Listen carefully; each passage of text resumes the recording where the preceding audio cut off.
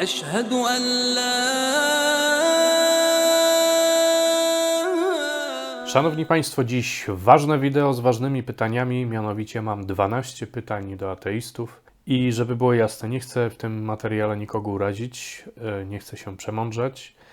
Mam świadomość, że każdy ma swój rozum, swój poziom wiedzy i ma prawo za tym iść. Zatem zaczynamy. Pytanie numer 1. Czy materia może powstać samoistnie? Wyobraźmy sobie, że patrzymy w jakąś przestrzeń wypełnioną próżnią. Na przykład strzelam jakieś akwarium, w którym jest próżnia. Jakie jest prawdopodobieństwo, że coś samoistnie wyłoni się z tej próżni? Jakakolwiek materia.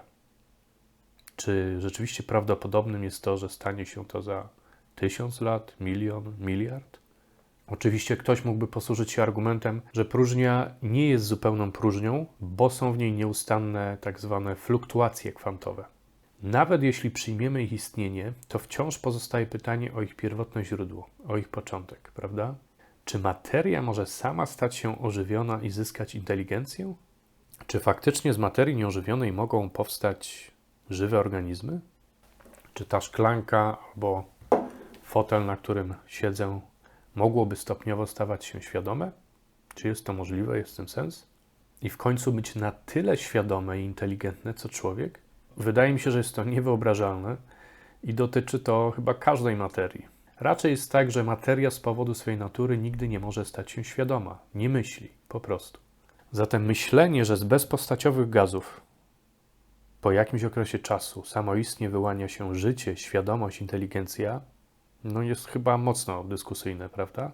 Pytanie numer 3. Czy to, jak zbudowany jest człowiek, czy jakakolwiek żywa istota, wygląda na dzieło przypadku i chaosu, czy raczej świadomego projektu? Bądźmy ze sobą szczerzy teraz. Czy naprawdę, jeżeli spoglądacie w lustro, patrzycie na swoje ciało, czy faktycznie widać w tym efekt przypadkowości, widać brak celowości, brak funkcjonalności? Czy nasze organy powstały przez przypadek i są do niczego, są bez funkcji, bez celu? No wydaje mi się, że nie. Mamy parę oczu, by widzieć, mamy uszy, by słyszeć. Czy tak skomplikowane narzędzie jak mózg i procesy w nim zachodzące to dzieło przypadku? Czyli mam rozumieć, że złożone byty we wszechświecie ludzie są wytworami nieświadomych sił mechanicznych i fizycznych, tak? No ciekawe. Pytanie numer 4. Czy coś inteligentnego może powstać bez udziału inteligencji? Nie będę rozwijał tego pytania, myślę, że nie trzeba. Od razu ruszę z pytaniem 5, pokrewnym. Czy cokolwiek, co ma sens i zastosowanie, może powstać bez udziału inteligencji? Czy takie coś jest w ogóle możliwe? Czy coś, co ma sens, może powstać samo? Po prostu. Krzesło może powstać samo? Nie wiem, jajecznica może powstać sama? Kawa? Czy ten telefon może powstać sam? Pytanie. No wydaje mi się, że ten telefon wpierw został zaprojektowany, potem za pomocą procesu produkcji powstał po prostu, został powielany pośrednio poprzez ludzi, bezpośrednio poprzez właśnie te procesy produkcji i maszyny, zapewne. Co jest bardziej skomplikowane w budowie? Człowiek czy telefon? No wiadomo, że człowiek. Zatem człowiek może powstać samoistnie przez przypadek, a telefon nie? Gdzie w tym logika, gdzie w tym prawdopodobieństwo? Inny przykład. Czy Mona Lisę można namalować przypadkiem? Ile milionów lat musiałbym wylewać wiadro farby na płótno, by powstała Mona Lisa? 10 milionów lat? 10 miliardów? Dłużej? Czy to jest w ogóle prawdopodobne? A może Hamleta Szekspira da się napisać wylewając przypadkowo tusz na kartkę papieru? Jest to możliwe? W sumie to jest zły przykład, ponieważ wykorzystuję tutaj takie czynniki jak inteligencję, celowość inteligentnej istoty oraz energię. Czyli lepszym porównaniem jest to, gdybyśmy postawili maszynę do pisania w pokoju z tuszem i z kartką papieru i czekali. Za ile miliardów lat samoistnie napisze się Hamlet Szekspira? Pytanie numer 6. Dlaczego wierzycie w kwarki? Przypomnę, że kwarki to najmniejsze znane nam składniki materii, z których składają się protony i neutrony. Dlaczego wierzycie w nie, skoro nie możecie ich zobaczyć? Podpowiem, dlatego, że opieracie się na zaufaniu do naukowców, do ich twierdzeń przekazywanych poprzez media i szkoły. Dlaczego zatem nie zapoznacie się z argumentami teologów? Oni również mają swoje argumenty na temat istnienia rzeczy, których nie widać. Dlaczego też nie zapoznacie się z argumentami naukowców, tak, nie ateistów, którzy również mają swoje argumenty, no ale wydaje mi się, że one nie są tak mocno promowane przez media. Większość ludzi wierzy tak naprawdę niektórym naukowcom, nie weryfikując argumentów czy dowodów na dane twierdzenia. Nie neguję tu oczywiście istnienia kwarków, czarnej dziury, neutronów itd. Chodzi mi tylko o tą rzetelność, podejście do pewnych problemów. Pamiętajmy, że współczesna era nauki to również era wiary. Wiary w naukę, przy czym większość z ludzi albo nie chce, albo nie jest w stanie zweryfikować pewnych dowodów czy naukowych tez. Opierają się na wierze. Pytanie numer 7. Gdzie jest jaźń? Gdzie jest jaźń? W jakiejś konkretnej komórce? W jakiejś części ciała? Żaden z neuronów nie ma własności bycia jaźnią. Bycie człowiekiem to jest coś więcej niż cielesność, fizyczność. Jaźń jest czymś niecielesnym. Jaźń jest tym, czym jesteśmy, a nie tym, co mamy. Jak napisał Roy Abraham Varghese, cytuję, jaźni nie można opisać ani wyjaśnić w kategorii fizyki lub chemii. To nie nauka odkrywa jaźń, lecz jaźń odkrywa naukę. Pytanie numer 8. Czy pierwsza zasada termodynamiki jest herezją? Według tej zasady energia nie przestaje istnieć i nie może powstać z niczego. Zgodnie z naturalistyczną ideą wiemy, że kiedyś nie było niczego, tak zwany punkt zero. Koniec końców, po tym okresie, w którym nie było niczego, istnieje jednak wszechświat pełen energii i aktywności.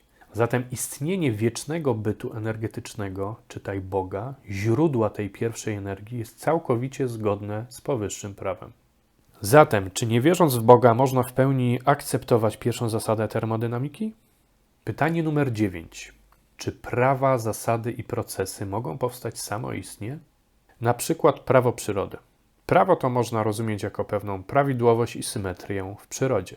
Świat posłuszny jest prawom, podlega pewnym zorganizowanym, mającym cel i sens prawom. W tych prawach oczywiście panuje ścisły i niesamowity porządek. Pytanie, skąd się one wzięły, te prawa? Czy również samoistnie i przez przypadek? Wszechświat wydaje się być precyzyjnie dostrojony do istnienia życia. Gdyby stała grawitacji różniła się choćby o ułamek procenta, gwiazdy nie mogłyby istnieć. Gdyby stosunek masy protonu do elektronu był inny, nie powstałyby stabilne atomy. To jest troszkę jak skomplikowany przepis kulinarny. Gdy przesuniemy czy zmienimy proporcje składników o milimetr, ciasto się nie uda. Jeszcze jedno. Roger Penrose, brytyjski naukowiec, obliczył, że prawdopodobieństwo przypadkowego powstania wszechświata z tak precyzyjnie dostrojoną entropią wynosi szacunkowo, uwaga, 1 do 10 do potęgi 10 do potęgi 123. Jest to liczba tak wielka, że gdybyśmy zapisali ją normalnie jako jedynkę i zera, to zabrakłoby atomów w obserwowalnym wszechświecie, żeby ją zapisać. Jest znacznie większa niż liczba wszystkich cząstek elementarnych we wszechświecie. Ten przykład idealnie pokazuje, jak niewiarygodnie precyzyjnie musiały być dostrojone początkowe warunki istnienia wszechświata. To praktycznie wyklucza jakikolwiek przypadek. Pytanie numer 10. Czy świadomość i myślenie są wyłącznie oddziaływaniami fizycznymi? Czy rozumność i procesy myślenia są wytworem martwej materii? Jest w tym sens? Czy stół, przy którym siedzę za 1 000 000 lat, stanie się świadomy i stworzy wszechświat pełen życia i inteligencji? Czy zdolność myślenia naprawdę według Was nie wykracza poza materię? Słuchajcie, nie istnieje organ, który dokonuje rozumienia. Myśl nie może być czymś fizycznym. Czy myśl, nie wiem, o wakacyjnych planach można gdzieś ukonstytuować fizycznie? To nie nasz mózg rozumie, to my rozumiemy. Mózg umożliwia rozumienie. Tylko i aż. Rozumiemy nie dlatego, że myśli zachodzą w mózgu, ani nie dlatego, że pobudzamy określone neurony. Są to rzeczy ponadfizyczne. Jak powiedział Kurt Gödel, austriacki matematyk i fizyk, świat jest rozumny. Znaczenie tej rozumności jak najbardziej polega na tym, że porządek świata odzwierciedla porządek rządzącego nim umysłu najwyższego. Pytanie numer 11, którego nie będę rozwijał.